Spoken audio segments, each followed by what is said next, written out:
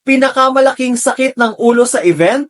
Yung walang linaw sa usapan, watch this bago mag-book. Alam mo ba na isa sa pinaka-common pero pinakamahalagang pagkakamali ay yung hindi nililinaw ang deliverables at timeline sa photo-video booking? Akala ng client may full video, yun pala highlights lang. Akala nila 500 edited photos, yun pala 100 lang ang kasama. At yung pinakamasakit, walang malinaw kung kailan matatanggap ang files. May mga umaasa within 2 weeks. Pero after 3 months, wala pa rin. Kaya importante ang malinaw na usapan. Dapat klaro, ilang pictures, anong klaseng video, may trailer ba, ilang minutes, at kailan expected delivery. Hindi pwedeng puro usapan lang.